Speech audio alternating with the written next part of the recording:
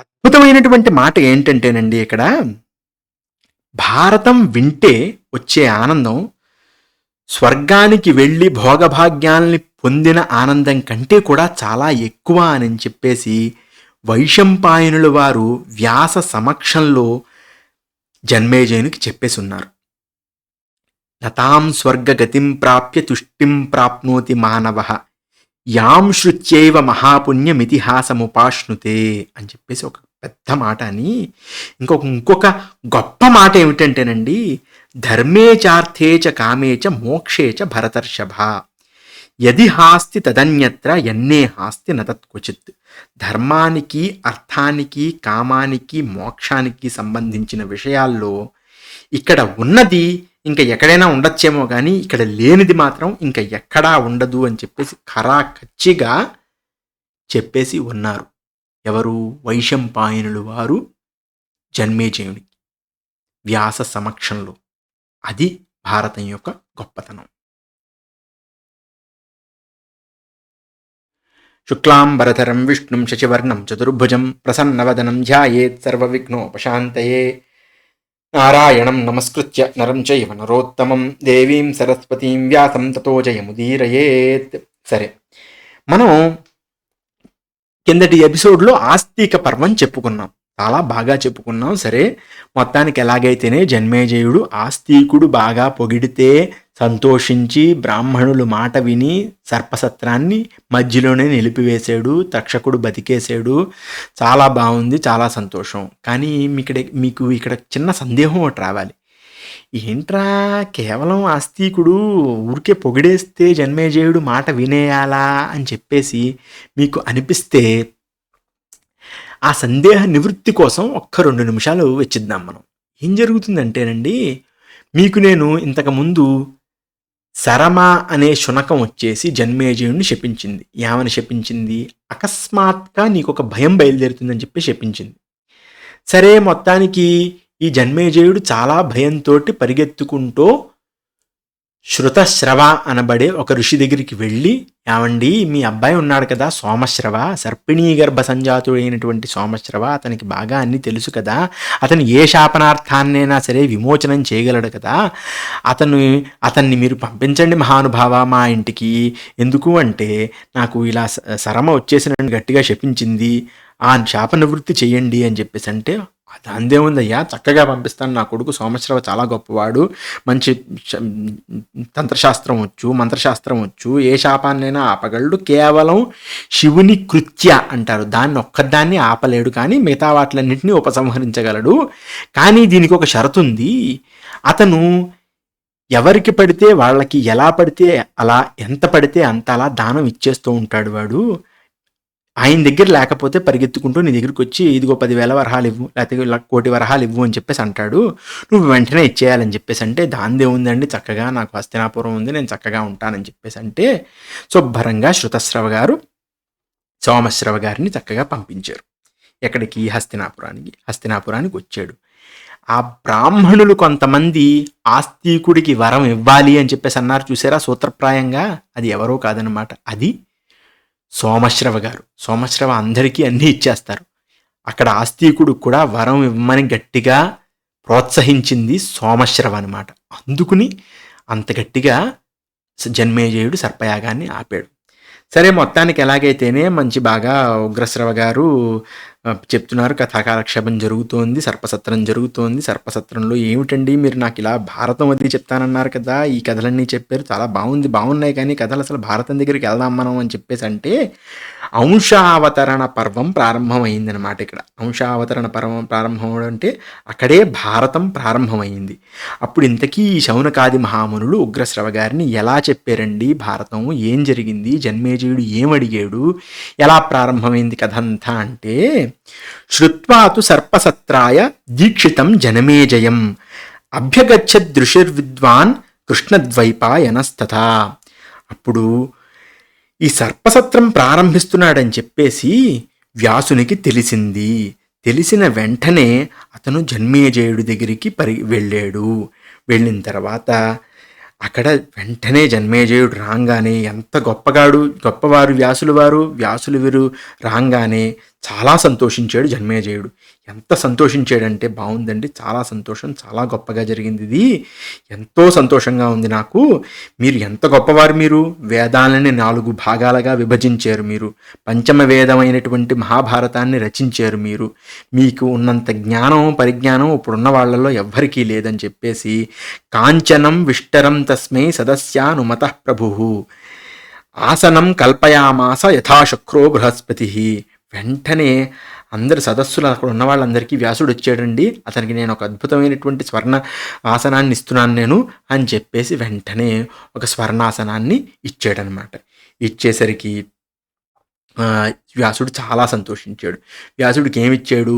పాద్యం ఇచ్చాడు, ఆచమనీయం ఇచ్చాడు, అర్ఘ్యం ఇచ్చాడు, ఆవుని కూడా చక్కగా ఒకటిచ్చి, బాగుందండి, చాలా సంతోషం, మీరు చాలా వచ్చారు, మీరు రావడం వలన అసలు సర్పసత్రానికి ఒక అద్భుతం జరిగింది, అసలు ఎంతో బాగుందని చెప్పేసి చాలా సంతోషించి ఎలా వచ్చారు, ఏంటి పరిస్థితి అని చెప్పేసి అడిగారు. ఆ తర్వాత మామూలుగా ఏదో సభ జరుగుతోంది, అంతా జరుగుతోంది. ఇది సత్కాలక్షేపం చేద్దాం అనుకునే సమయంలో ఒకానొక సమయంలో జన్మేజయుడు ఒక అద్భుతమైనటువంటి ప్రశ్న వేశాడు. అక్కడే భారతం ప్రారంభమైందనమాట. అక్కడ ఏం ప్రశ్న అంటే, కురూణాం పాండవానాం చ భవాన్ ప్రత్యక్ష దర్శివాన్ తేషాం చరితమిచ్చామి కథ్యమానం ద్వయాద్విజ. ఏమండి, కౌరవులని పాండవులని మీరు చక్కగా చూశారు, వాళ్ళ చరిత్రని నేను విందామనుకుంటున్నాను. అసలు ఏం జరిగిందండి వాళ్ళకి? కథం భేదస్తేషాం అక్లిష్ట కర్మణాం తచ్చయుద్ధం కథం వృత్తం భూతాంతకరణం మహత్. ఎందుకండి వాళ్ళిద్దరి మధ్యలో రాగద్వేషాలు? అసలు అందరూ మనవాళ్లే కదా, అందరూ మనలాగానే ఉన్నారు కదా, ఎందుకు అసలు రావాలి మన వాళ్ళకి రాగద్వేషం వచ్చి, ఎందుకు యుద్ధం చేసుకోవాలి, ఏం జరిగింది అని చెప్పేసి అంటే, అప్పుడు వెంటనే వ్యాసులు వారు ఏమన్నారు, నేను వైశంపాయనుడిని పిలిచి కురూణాం పాండవానాం చ యథాభేదో భవత్పురా తదస్మై సర్వమాచక్ష్వ యన్మత్త శృతవానసి. నా దగ్గర నువ్వు విన్నావు కదా, కౌరవులకి పాండవులకి ఎలా భేదం వచ్చిందో నువ్వు విన్నావు కదా, ఆ విషయం తీసుకెళ్ళి జన్మేజయుడికి చెప్పు అని చెప్పేసి అన్న వెంటనే వైశంపాయనుడు మహా ఉత్సాహపడిపోయాడు. వైశంపాయనుడు వచ్చి గురవే ప్రాంగ్ నమస్కృత్య మనోబుద్ధి సమాధిభి, వెంటనే గురుడికి అలా నమస్కారం చేశారు. ఎలాగా? సాష్టాంగ దండవత్ ప్రణామం చేసి, అక్కడ ఉన్న విద్వాంసులందరికీ దండం పెట్టి, అక్కడ ఉన్న మహాజనులందరికీ దండం పెట్టి, జన్మేజయుడి దగ్గరికి వెళ్ళి శ్రోతుం పాత్రం చ రాజస్త్వం ప్రాప్యేమాం భారతీం కథాం. ఈ భారతీ కథ, ఈ మహాభారత కథ వినడానికి పాత్రుడు ఎవరయ్యా అంటే నువ్వేనయ్యా. గురోర్వక్త్ర పరిస్పందో హతీవమే. మా గురువుగారు వెంటనే చెప్పమని చెప్పారు కాబట్టి నాకు చాలా ఉత్సాహం ఎక్కువైపోయి నేను చెప్తున్నాను, విను. అసలు ఎందుకు భేదం కలిగింది, ఏం జరిగింది, అసలు వనవాసం ఎందుకు అయింది, గొడవంతా ఎందుకు అయ్యింది అనేది చెప్తాను, విను అని చెప్పేసి చెప్తే ఏం చెప్పాడంటే, మృతే పితరి తే వీర వనాదేత్య స్వమందిరం నచిరాదేవ విద్వాంసో వేదే ధనుషి చాభవన్. ఏం జరిగింది అంటే, అక్కడ పాండురాజు గారు వెళ్ళిపోయేసరికి పాండవులందరూ చక్కగా హస్తినాపురానికి వచ్చి అక్కడ వేదం నేర్చుకున్నారు, ధనుర్వేదం నేర్చుకున్నారు. చాలా గొప్పవాళ్ళు, చాలా తెలివైన వాళ్ళు, వాళ్ళకంటే తెలివైన వాళ్ళు లేరు. వాళ్ళకి మంచి ధైర్యం ఉంది, వాళ్ళకి మంచి ఉత్సాహం ఉంది, వాళ్ళకి మంచి దేహబలం ఉంది. దేహబలం అంటే ఎవరు? భీముడికి 10,000 ఏనుగుల బలం ఉంది కదా. సరే, మొత్తానికి ఎలాగైతేనే వాళ్ళందరూ చాలా చక్కగా వచ్చారు. వచ్చిన తర్వాత వాళ్ళు వేదం నేర్చుకున్నారు, ధనుర్వేదం నేర్చుకున్నారు, అందరి దగ్గర మంచి మన్ననలు పొందారు. పాండవుల్ని చూస్తే అందరికీ ఆనందం కలుగుతోంది. ఆ పాండవుల్ని చూసి వెంటనే చాలా సంతోషించారు అందరూ.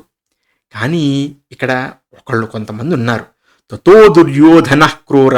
దుర్యోధనుడు వచ్చాడు. కర్ణశ్చ సహసౌబల తేషాం నిగ్రహ నిర్వాసాన్ వివిధాంస్తే సమారభన్. అక్కడ దుర్యోధనుడు వచ్చాడు, కర్ణుడున్నాడు, శకునున్నాడు. వీళ్ళు ముగ్గురు కలిసి పాండవుల్ని ఎలా మనం వశం చేసుకోవాలి, వాళ్ళని ఎలా మనం ఆపాలి అని చెప్పేసి గట్టిగా ఒక ఆలోచించడం ప్రారంభించారు. ఆ దుర్యోధనుడు ఏంటి, మహా దుర్మార్గుడు. శకుని ఏం చెప్తే అది వింటూ ఉండేవాడు. పైగా పరమ దుర్మార్గుడు అయితే ఏం చేశాడు, వీళ్ళందరికీ మొదట ఏంటంటే ముందు భీముడిని ఏదో ఒకటి చేసేయాలని చెప్పేసి ఆ భీముడికి ముందు కాస్త విషం ఇచ్చారు. ఆ తర్వాత విషం ఇచ్చినా సరే ఏంటి భీముడు కదా, వృకోదరుడు కదా. జరయామాస తద్వీర సహాన్నేన వృకోదర అంటే అక్కడ విషం ఇచ్చి దదావథ విషం పాపో భీమాయ ధృతరాష్ట్రజ జరయామాస తద్వీర సహాన్నేన వృకోదర. వృకోదరుడికి విషం ఇస్తే ఏమవుతుంది, శుభ్రంగా పచ్చించేస్తాడు, చక్కగా అరిగిపోయింది విషం. కాస్త అరిగిపోయేసరికి ఏం చేశాడు తర్వాత, ఆ తర్వాత గంగలో పడేసాడు తీసుకెళ్ళి కట్టేసి. ఆ తర్వాత ఏం జరిగిందో అవన్నీ వింటాం, కానీ మొత్తానికి ఎలాగైతేనే భీముడు చక్కగా మళ్ళీ తిరిగి వచ్చేసాడు. తిరిగి వచ్చేసిన తర్వాత పాముల చేత కాటు వేయించాడు. ఎవరు, ఇతను దుర్యోధనుడు భీముడికి. అయినా సరే భీముడు బతికి బట్టగడ్డాడు. ఆ తర్వాత వీళ్ళందరూ ఏంటంటే, విదురుడు ఎప్పుడు కూడా పాండవుల్ని ఒక కంట పెట్టి ఉండేవాడు. ఏమిటి అంటే, ఏదైనా ముందు జరుగుతోంది అంటే విషయం ఏమిటో తెలుసుకోవాలని చెప్పేసి విదురుడు చాలా జాగ్రత్తగా వీళ్ళందరినీ ఒక కంట పెట్టి చాలా జాగ్రత్తగా ఉండేవాడు.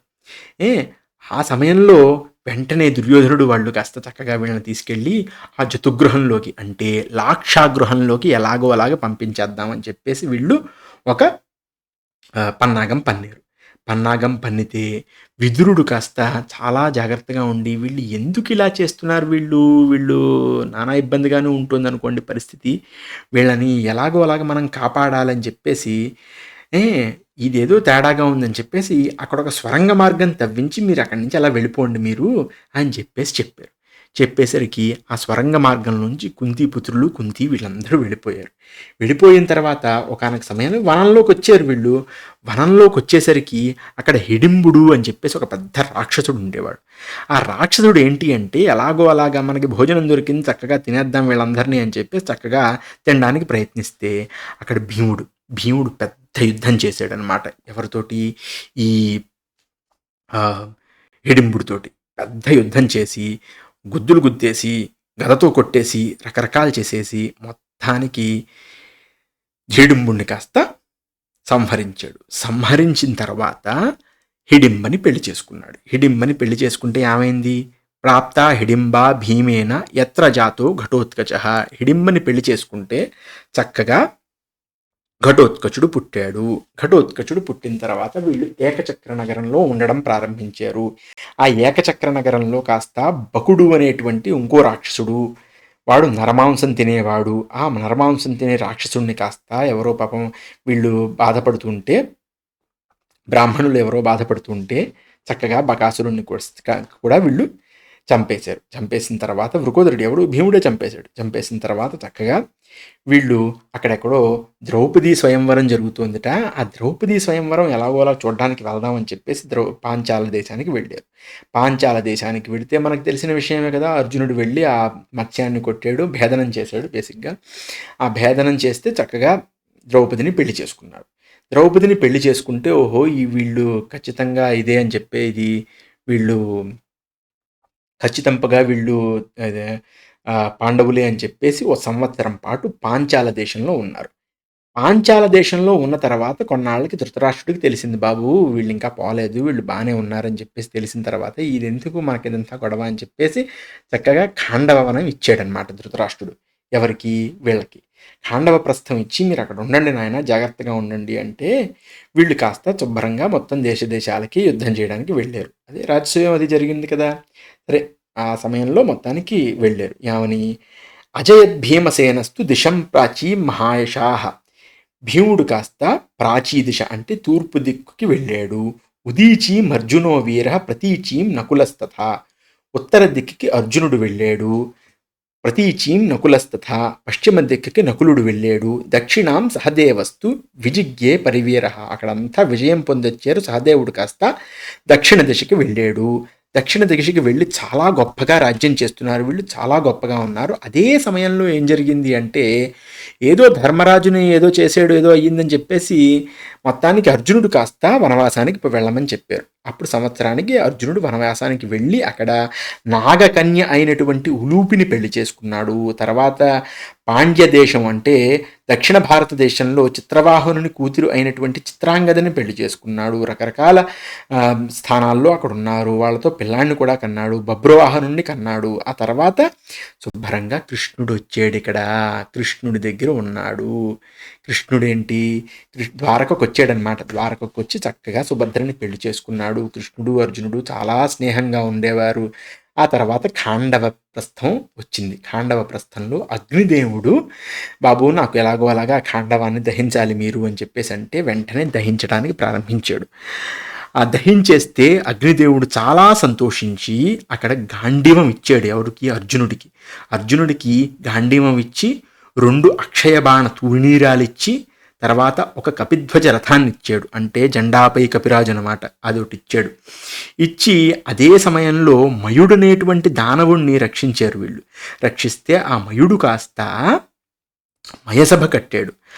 ఇక్కడ ఏమంటారంటే సచకార సభాం దివ్యాం సర్వరత్న సమాచితాం. మయుడు ఆ అద్భుతమైనటువంటి సభని కడితే తస్యాం దుర్యోధనో మందో లోభం చక్రే సుదుర్మతి. ఆ మయసభని చూసి దుర్యోధనుడు కాస్త బాగా లోభాన్ని పొందాడు. లోభాన్ని పొందిన తర్వాత ఏంటిప్పుడు నెక్స్ట్? ఇది ద్యోతం అనమాట, మాయాద్యోతం. ఆ మాయాద్యోతంతో కపటంతో ఎలాగో అలాగా ధర్మరాజుని మోసం చేసి వాళ్ళందరూ కూడా 12 వనవాసము, 1 సంవత్సరం అజ్ఞాతవాసము చేస్తే ఆ తర్వాత 14వ సంవత్సరం పాండవులు తిరిగి వచ్చి, ఏమండి నాకు ఇలా రాజ్యాన్ని ఇవ్వండి, ధనాన్ని ఇవ్వండి అని చెప్పేసి మేము తిరిగి వచ్చాము, మేము వనవాసం చేసాము, అజ్ఞాతవాసం చేసాము, అంతా అయ్యింది, మాకు రాజ్యాన్ని ఇవ్వండి అని చెప్పేసి అంటే కృష్ణ రాయబారాన్ని పంపిస్తే కృష్ణుణ్ణి కూడా చాలా ఇబ్బంది పెట్టి కృష్ణుణ్ణి కూడా అక్కడ అవమానిస్తే ఇచ్చేసరికి సూది మునబోపినంత భూమి కూడా దుర్యోధనుడు ఇవ్వను అంటే వెంటనే వీళ్ళు ఇంక తప్పక పెద్ద యుద్ధం చేశారు అని చెప్పేసి ఇక్కడతో యుద్ధం చేస్తే పాండవులు గెలిచారు అని చెప్పేసి ఇక్కడతో వైశంపాయనుల వారు ఇందుకండి జరిగింది కదా అని చెప్పేసి అన్నారు. అన్న వెంటనే ఏంటి జన్మేజయుడు, ఏమిటండి ఇంత సంక్షేపంగా చెప్తే ఏమైనా ఉందా అసలు పరిస్థితి, అసలు ఏమైనా ఉందా పరిస్థితి అని చెప్పేసి అంటే ఇక్కడ కొన్ని ప్రశ్నలు వేశారు. ఇక్కడ జన్మేజయుడు వినండి, చూడండి. కిమర్థం తే నరవ్యాఘ్రాః శక్తాః సంతో హ్యనాగసః ప్రయుజ్యమానాం సంక్లేశాన్ క్షాంతవంతో దురాత్మనాం. దుర్మార్గులైనటువంటి దుర్యోధనుడు కౌరవులు వీళ్ళందరూ ఎలాగండి వాళ్ళు పెట్టిన బాధల్ని ఎందుకు భరించారు? వీళ్ళు బలవంతులు కదా, వీళ్ళు అపరాధం లేదు కదా వీళ్ళకి, ఎందుకు వీళ్ళు భరించారు అని చెప్పేసి ఒక ప్రశ్న వేశాడు. ఇంకో ప్రశ్న, కథం నాగా యుతప్రాణో బాహుశాలి వృకోదర పరిక్లిష్యన్నపి క్రోధం ధృతవాన్ వై ద్విజోత్తమ. ఇక్కడ వృకోదరుడు 10,000 ఏనుగుల బలం గలవాడు, ఒక గుద్దు అక్కడే దుర్యోధనుని పడేసి ఉండొచ్చు కదండి, ఎందుకంత కోపాన్ని అలా ఆపుకుని ఉన్నాడు అని చెప్పేసి అడిగాడు జన్మేజయుడు వైశంపాయనుని. మరొక ప్రశ్న, ఆ ప్రశ్న ఏంటి అంటే కథం సా ద్రౌపదీ కృష్ణ క్లిశ్యమానా దురాత్మభి శక్తా సతీ ధార్తరాష్ట్రాన్ నాహదత్ క్రోధచక్షుష. ద్రౌపది కృష్ణ అంటే ఎవరు? అయోనిజ. ఆవిడ ఎంత గొప్ప ఆవిడ తలుచుకుంటే కళ్ళతో భస్మం చేసేయలేదా వీళ్ళని? ఎందుకండి భస్మం చేయలేదు అంత దుర్మార్గంగా ప్రవర్తిస్తే ద్రౌపదితోటి? కథం వ్యసనినం ద్యూతే పార్థౌ మాద్రీ సుతౌ తదా అన్వయుస్తే నరవ్యాఘ్ర బాధ్యమాన దురాత్మభి. ఎందుకండి ఈ మాద్రీసుతులు, పార్థుడు అంటే ఎవరు? మన అర్జునుడు, వీళ్ళందరూ ఎందుకండి వీళ్ళు ఏమీ అనలేదు వీళ్ళని? ధర్మరాజు అలా దుర్వ్యసనంలో ఉంటే ఎందుకు ఆపలేదు వీళ్ళు? కథం ధర్మభృతాం శ్రేష్ఠ సుతో ధర్మస్య ధర్మవత్ అనర్హ పరమం క్లేశం సోఢవాన్ సయుధిష్ఠిర. అసలు ధర్మరాజు ఎంత గొప్పవాడు, ఎంత ధర్మంగా నడిచేటువంటి వాడు. అలాంటి గొప్ప ధర్మరాజు వెంటనే మీరు ఇలా చేస్తే ఇంత కష్టాలు ఎందుకు పడ్డాడు అసలు ధర్మరాజు? ఆ తర్వాత కథం చ బహుళా సేనా పాండవ కృష్ణసారథి అస్యన్యేకో నయత్సర్వా పితృలోకం ధనంజయ. అసలు కృష్ణుడు అర్జునుడు కలిసి అంతమంది దుర్ధర్షులైనటువంటి వీరుల్ని ఎలా చంపేశారు? అసలు వీటిలన్నిటికీ నాకు సమాధానం ఇవ్వండి అని చెప్పేసి అంటే వైశంపాయనుడు అన్నాడు, మీరు సర్పసత్రంలో అరగంట, పావుగంట, 10 నిమిషాలు చెప్పండి అంటే కుదరదండి. క్షణం కురు మహారాజ యమనుక్రమ పుణ్యాఖ్యానస్య వక్తవ్యం కృష్ణద్వైపాయనేరిత. కృష్ణద్వైపాయనుడు రాసినటువంటి ఇది భారతం చాలా విస్తారంగా ఉంటుందండి. ఇది మీరు పావుగంట, అరగంటలో చెప్పేస్తానంటే కుదరదు. మీరు దీనికి తగిన సమయాన్ని వెచ్చించాలి అని చెప్పేసి చెప్పడం ప్రారంభిస్తూ ఈ దీని గురించి చాలా గొప్పగా చెప్పారనమాట. ఏమని చెప్పారు? ఎవరైతే ఈ ఆఖ్యానాన్ని వింటారో వాళ్ళు సాక్షాత్తు బ్రహ్మలోకం వెళ్ళి దేవతల్లా ప్రకాశిస్తారు అని చెప్పేసి ఇక్కడి నుంచి ఏమేమి పాపాలు పోతాయి, ఫలశ్రుతి ఏంటి అలా చెప్పడం ప్రారంభించారనమాట. వినండి కొన్ని. యైదం శ్రావయేద్ విద్వాన్ యచేదం శృణుయుర్నరాః ఏ బ్రహ్మణ స్థానమేత్య ప్రాప్నయుర్దేవతుల్యతాం. ఇలా దేవతుల్యులుగా అయిపోతారు వీళ్ళు ఒకవేళ ఈ ఈ ఆఖ్యానాన్ని విన్నవాళ్ళు. ఇంకొక గొప్ప విషయం ఏమిటంటే ఎటువంటి పాపాలు పోతాయి? భ్రూణహృత్యా కృతం చాపి పాపం జహ్యాద సంశయం. భ్రూణహత్య దౌర్భాగ్యమైనటువంటి పాపం, అంతకంటే పాపం లేదు. అలాంటి పాపం కూడా భారతం వింటే పోతుంది. ఇతిహాసమిమం శ్రుత్వా పురుషోపి సుదారుణ. అంత దారుణమైన పురుషులకు కూడా ముచ్యతే సర్వపాపేభ్యో రాహునా చంద్రమాయథ. రాహు ఎలాగైతే చంద్రుణ్ణి వదిలేస్తాడో అలాగే ఇలాంటి పాపాలన్నీ పోతాయి. జయో నామే ఇతిహాసోయం శ్రోతవ్యో విజిగీషుణ. అంటే జిజ్ఞాస ఉన్నవాళ్ళు ఈ జయనామ కావ్యాన్ని వింటే ఇలా పోతుంది, ఇలా పాపాలు పోతాయి అని చెప్పి ఇంకొక గొప్ప మాట ఏంటంటేనండి, మహిషి యువరాజాభ్యా శ్రోతవ్యం బహుశస్తథా. వీరం జనయతే పుత్రం కన్యాం వా రాజ్యభాగిని. ఇక్కడ ఏం చెప్తారంటే పట్టపురాణి, యువరాజు వీళ్ళిద్దరూ కూడా కూర్చుని చక్కగా దీన్ని వింటే వీరం జనయతే పుత్రం, వీరుడైనటువంటి పుత్రుణ్ణి కంటారు, లేదా కన్యాం వా రాజ్యభాగిని, రాజ్యం చేయగలిగే కన్యని కంటారు. ధర్మశాస్త్రమిదం పుణ్యం అర్థశాస్త్రమిదం పరం మోక్షశాస్త్రమిదం ప్రోక్తం వ్యాసేన మితబుద్ధిన. వ్యాసుని యొక్క అమితమైనటువంటి మేధ బుద్ధి ఇందులో ధర్మశాస్త్రం పెట్టింది, పుణ్యశాస్త్రం పెట్టింది, మోక్షశాస్త్రం పెట్టింది. ఈ 3 శాస్త్రాలని ఇలా కలగలిపి భారతంలో పెట్టేశాడు. పైగా శరీరేణ కృతం పాపం వాచావై మనసైవచ సర్వం సత్యం జయతి క్షిప్రం సంత్యజతి క్షిప్రం యైదం శృణయాన్నరహ. నరులు ఎవరైనా దీన్ని వింటే మొత్తం పాపాలన్నీ పోతాయి అని చెప్పేసి ఒక మాట అని ఇక్కడ ఇది వింటే ఇంకొక గొప్ప మాట వినండి. ఇక్కడ భరతానాం మహజ్జన్మ శృణ్వత మనసూయతాం. అనసూయలు అయినటువంటి అంటే ఎదటి వాళ్ళని బాధ కలిగించకుండా ఉండేటువంటి గొప్పవాళ్ళు. నాస్తి వ్యాధి భయం తేషాం పరలోక భయం కుతః. వాళ్ళకి వ్యాధి భయమే ఉండదు, అలాంటిది పరలోక భయం ఎందుకుంటుంది అని చెప్పేసి అని ఇలా చక్కగా ఏమేం పుణ్యాలు వస్తాయి, ఎవరెవరు సంతోషిస్తారు, ఇందులో ఎవరి గురించి రాసింది దేవారాజర్షయో హ్యత్ర పుణ్య బ్రహ్మర్షయస్తథా కీర్త్యంతే ధూతపాప్మానః కీర్త్యంతే కేశవస్తథా అని చెప్పేసి ఇందులో దేవతల గురించి, రాజర్షుల గురించి, బ్రహ్మర్షుల గురించి ఇలా మొత్తం చరిత్ర చెప్పబడి ఉందన్నమాట. అంతకంటే గొప్ప చరిత్ర ఎవరిది? కీర్త్యతే కేశవస్తథా. కృష్ణుడి యొక్క కీర్తన ఇందులో ఉంది. భగవాంశ్చాపి దేవేశో యత్ర దేవీ చ కీర్త్యతే అనేక జననో యత్ర కార్తికేయస్య సంభవ. దీంట్లో శివుని గురించి ఉంది, పార్వతి గురించి ఉంది. ఆ తర్వాత అనేక మాతల ద్వారా పుట్టినటువంటి కార్తికేయుని జనన ప్రసంగం కూడా దీంట్లో ఉంది అని చెప్పేసి రాసి ఇది 4 నెలల పాటు అంటే వర్ష ఋతువులో 4 నెలల పాటు బ్రహ్మచర్యంగా భారతం చదివితేట పాపాలన్నీ పోతాయట దీంట్లో. ఇది గొప్ప విషయం. దీంట్లో ఇలా చెప్పుకుంటూ వచ్చి కొన్ని గొప్ప మాటలు దీంట్లో అన్నారండి చాలా గొప్పగా. నతాం స్వర్గ గతిం ప్రాప్య తుష్టిం ప్రాప్నోతి మానవ యాం శృత్యైవ మహాపుణ్యమితిహాసముపాశ్నుతే. ఎంత గొప్ప మాట అంటే అండి ఈ కథ వింటే ఎంత ఆనందం కలుగుతుందంటేట స్వర్గానికి వెళ్ళినా సరే అంత ఆనందం కలగదట, అంత గొప్పది అన్నమాట. ఆ తర్వాత యథా సముద్రో భగవాన్ యథా మేరుర్మహాగిరి ఉభౌ ఖ్యాతౌ రత్ననిధి తథా భారతముచ్యతే.